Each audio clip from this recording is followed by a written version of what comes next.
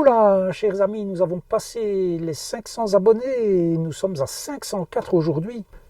Qu'est-ce que je pourrais bien faire ou organiser pour fêter le passage des 500 abonnés? 504 exactement. 504. Je pourrais faire un concours pour faire gagner quelque chose à un de ces 504 abonnés. Mais quoi? Gagner quoi? Gagner quoi? Mais oui, bien sûr. 504, ça ne vous dit rien? Peugeot, regardez là comme elle est jolie. Voilà, je vais faire un concours pour vous faire gagner une Peugeot 504. Joss, Oula, tu es complètement dingue. mais qui parle? C'est moi, Joss. Mais que viens-tu faire dans ma vidéo? Te ramener à la raison, Joss. Tu ne peux pas faire gagner une Peugeot 504. Oui, et pourquoi pas? Parce que tu n'en as pas les moyens, Joss. Oui, mais alors je fais quoi? Peut-être simplement remercier tes abonnés?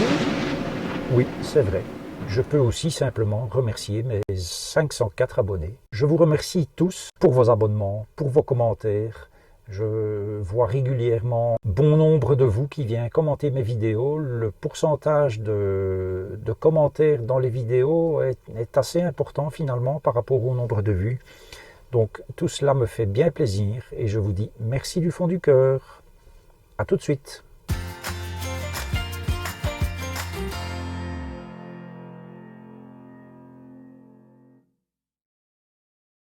Que dire pour ces 500 abonnés? Eh bien, honnêtement que je n'y croyais pas du tout.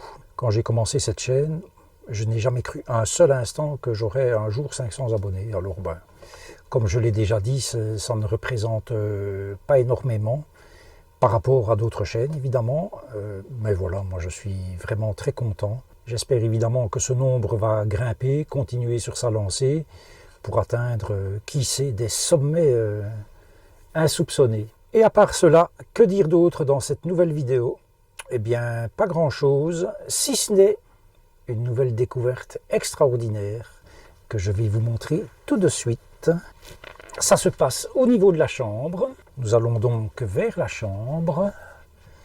Donc vous avez, je vais allumer, hop, vous avez ici le frigo, n'est-ce pas? Et puis il y a la paroi du frigo qui se trouve ici, avec une lampe de chevet qui se trouve là, qui est donc à mes pieds maintenant, hein, qui n'est plus à ma tête, ça j'ai déjà expliqué. Celle pour le lit supérieur que moi j'ai enlevé, en partie, hein. J'ai gardé un demi-sommier, comme vous le voyez, pour ranger mes affaires.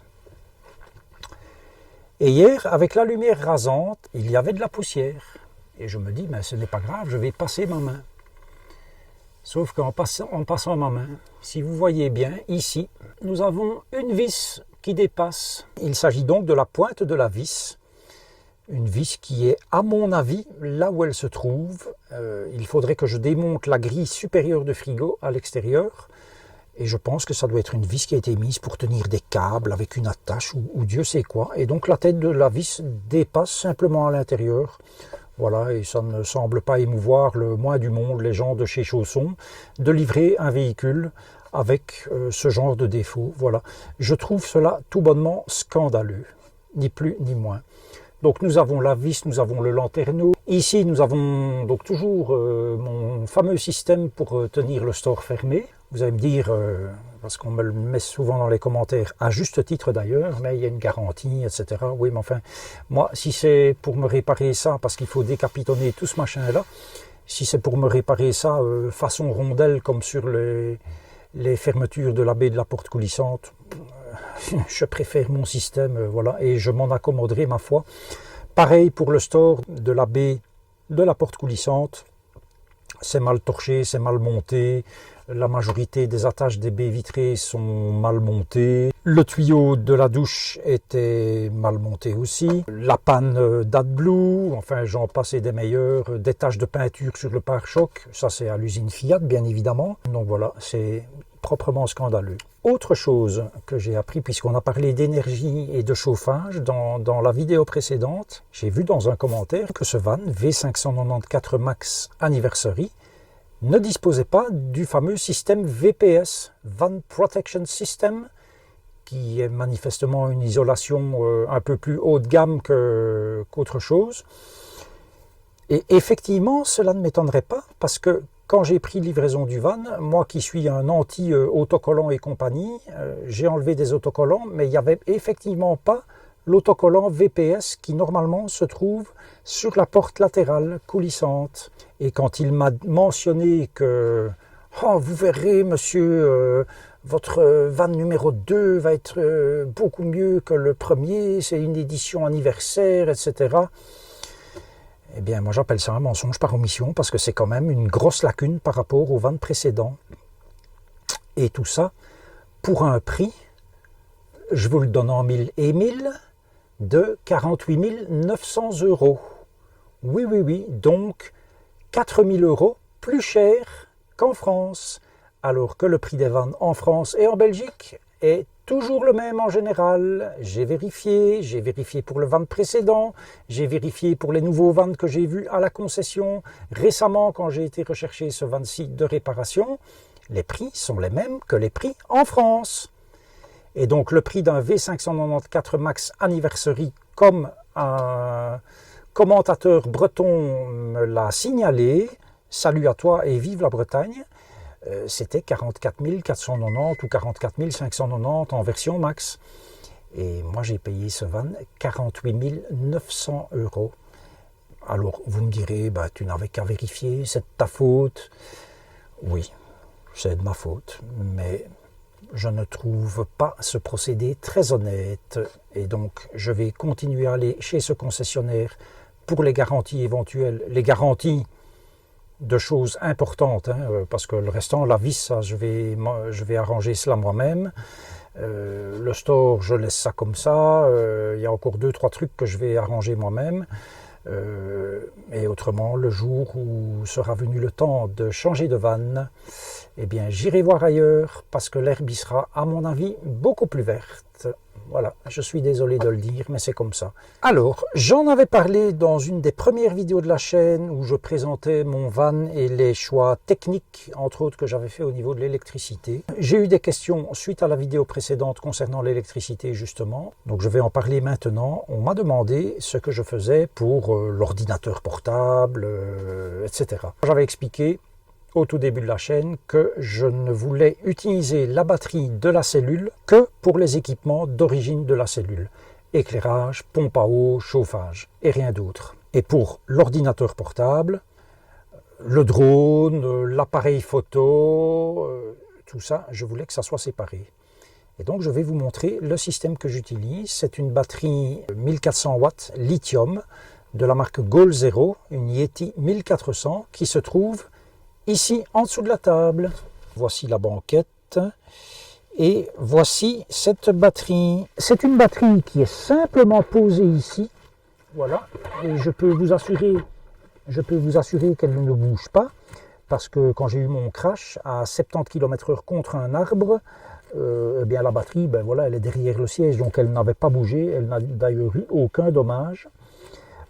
2 prises 220 volts ici, 4 prises USB là en dessous, une prise allume-cigare là et encore du 12 volts ici.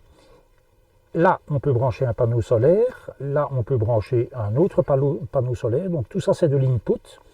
Ceci c'est pour la brancher sur le secteur, pour la recharger. Donc le panneau solaire que j'avais reçu moi avec la batterie, puisque ça faisait partie d'un pack, c'était un panneau solaire de 100 watts qui était dans le fond de la soute, que je n'ai jamais utilisé. Et ce panneau solaire recharge à la vitesse d'environ 66 watts par heure. Donc c'est une recharge très très lente. Même chose pour la recharge sur le secteur 220 volts, c'est environ 66 watts par heure. Donc une charge complète quand la batterie est presque vide, ben, c'est 25 heures. J'ai acheté en plus avec cette batterie le petit module que vous voyez ici, qui s'appelle le Yeti CarLink. Il est fixé, cet emplacement est vide à l'origine, et donc le module est vissé à cette place-là, qui est prévue expressément pour. Alors à la place de ce module-là, on peut mettre aussi un chargeur solaire MPPT. Bon, moi, ce que je voulais, c'était pouvoir recharger en roulant, et ça recharge extrêmement vite puisqu'on est entre 250 et 350 watts par heure. Ce qui veut dire que quand la batterie est à 50% de sa capacité, je roule pendant 2h30 et elle est rechargée. Grosso modo, c'est ça. Donc c'est vraiment redoutable d'efficacité. Alors, ce Yeti CarLink, comment est-il branché, comment est-il connecté au véhicule? Eh bien, avec ce gros câble qui se trouve ici, voilà, donc moi il pend bêtement là. Je ne vais pas dire que c'est aussi gros que mon pouce, mais on n'en est pas loin. C'est un câble qui doit mesurer bien 6 mètres, puisqu'il est prévu de pouvoir aller jusqu'au fond d'un Sprinter. Donc, chez moi, il est enroulé simplement en dessous du siège, puisque la batterie est vraiment ici tout près. L'autre côté de ce câble est branché directement sur la batterie. Sur les Fiat, vous savez que la batterie se trouve en dessous des pieds du conducteur. Et donc, c'est tout simplement branché là-dessus, alors que le véhicule ne tourne pas. Si je branche ceci, il y a évidemment là-dedans sans doute un coupleur séparateur qui fait que, bien évidemment, on ne pompe pas sur la batterie du porteur. Et on ne pompe jamais sur la batterie du porteur. Ce n'est pas chaque fois que je roule que je le branche, mais vraiment quand j'ai besoin. Ce n'est pas léger, mais je peux la sortir du van comme je veux. Si un jour je travaille dehors, que je veux recharger mon ordinateur portable, par exemple, je la mets dehors. J'ai branché un bloc multiprise dont les 3 prises sont là. Et sur ce bloc multiprise est branchée ma cafetière Senseo qui se trouve ici au-dessus. Donc c'est là que je me fais mon café le matin, le midi et le soir. La machine à café, elle est velcrotée sur la paroi. Donc je peux l'enlever en cas de besoin, notamment quand le van va en réparation. Comme ça, je peux me faire un café à la maison. Et pareil, lors de l'accident, cette cafetière n'a pas bougé. Donc voilà, elle est là. Quand je veux me faire mon café, je mets la dosette au-dessus, je mets ma tasse et puis j'allume ici 220 volts. Hop, il y a maintenant du courant et je n'ai plus qu'à me faire mon café.